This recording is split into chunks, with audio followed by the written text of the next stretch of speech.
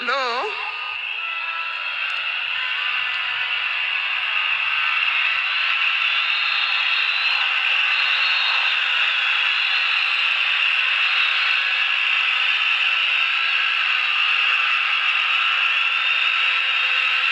Thank you. Thank you. Thank you.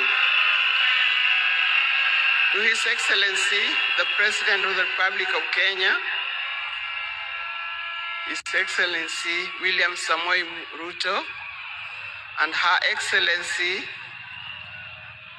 Lady Rachel Ruto, the former President, President Uhuru Kenyatta,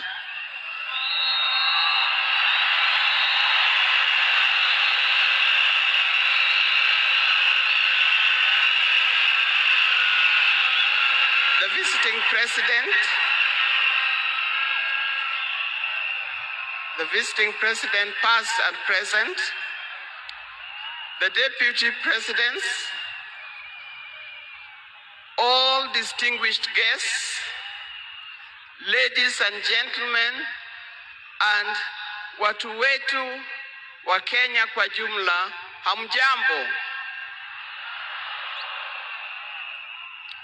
Today is a very unique day.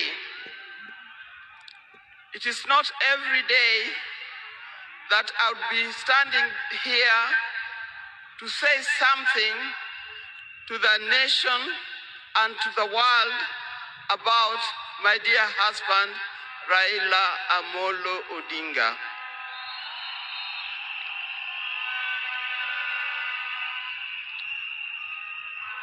For those who don't know me, I've got a very long name. They call me Canon Dr. Ida Betty Odinga EST. Now, these names don't just come like that, but they are names that are given. I cannot forget the name that the public has given me called Min Pin.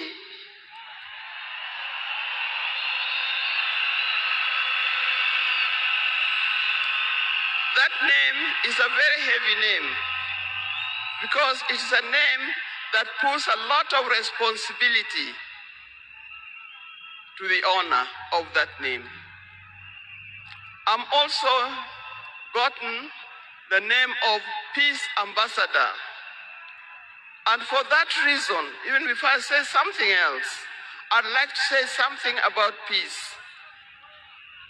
One thing that I know that Raila stood for, and he keep on repeating, is that we need peace in our nation, we need peace in our homes.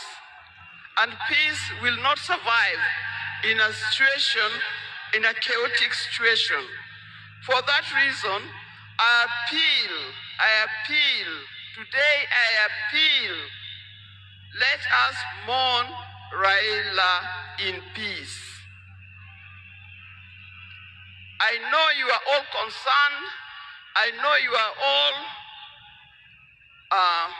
mourning, you are sad about this, but let's keep peace so that the peace can prevail, not only here in the stadium, but also in the rest of the country. Coming to talk about my dear husband, Raila Amolo Odinga.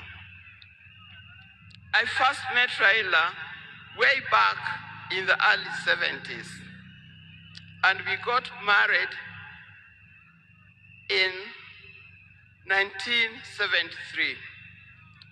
For that reason, I've lived with this man for 52 years. Many of the people that I see or who are in this stadium could have easily be our children. No wonder you call him Baba. That name did not come from nowhere, but came from the experience and the life that he has lived with and relationship that he has had with some of these people. During our union, we were blessed by 4 children. First, the first child was called Fidel Castro Odinga. When Fidel was born, I was a bit hesitant the way he gives the name. I said, why do you call him Fidel? Then he said he was a great admirer of Fidel Castro, and therefore he named his first child Fidel Castro Odinga.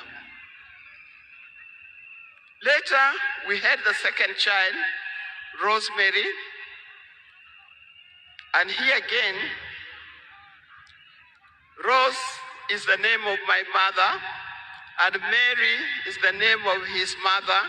We combined the 2 names together, and we called the child Rosemary. It also has a meaning to us. When it came to the third one,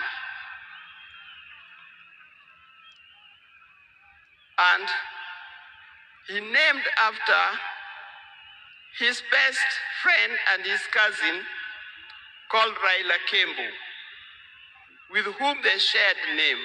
So we ended up with Raila Odinga. Last, there was a big gap, and I'll explain to you. Last came the 4th child. The 4th child, when I went to the hospital, and you know those mothers, you end up somewhere in labor ward. And I was watching the television. And on the television, that's the time when Nelson Mandela had come out of prison. It was he's been there for 27 years.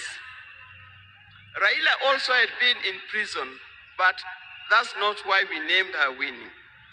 And I was watching the television, I could see Nelson Mandela and Winnie Mandela holding hands as Mandela walked out of the gates of the prison.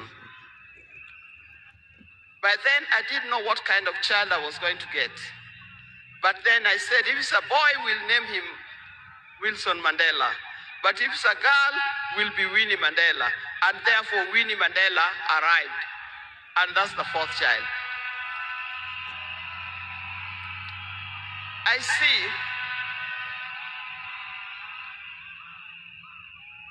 when you look at this naming of the children, I know these days you can name your child anything that you want, but I'll appeal to those who are still having babies. Give your child a meaningful name, because you name them people you never saw, you never heard of, simply because it saw the name written somewhere. There's nothing wrong with giving our children the names of the people who in our lives we think are the heroes. Our life was not smooth life. Just like any other family, there's been ups and downs.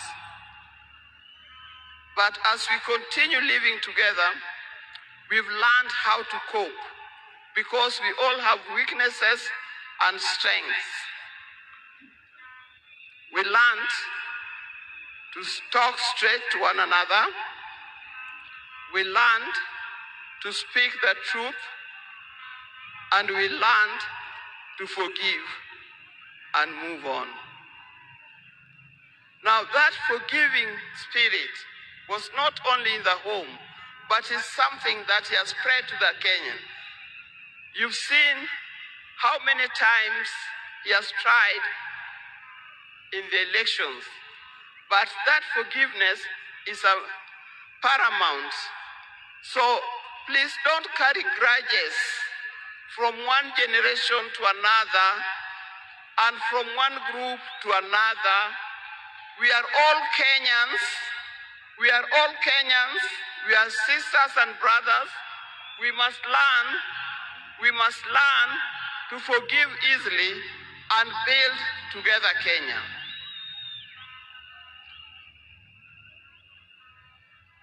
Towards the end, I'll not say everything. I would like to say everything, but time would not allow.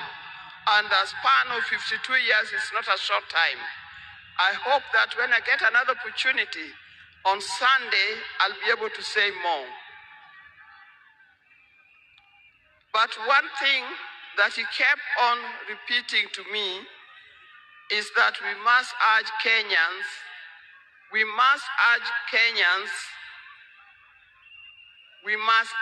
Kenyans to live in peace. He kept on repeating that. We must repeat it to our Kenyans. We live in peace. Raila hated dishonesty. He hated dishonesty. He hated greed.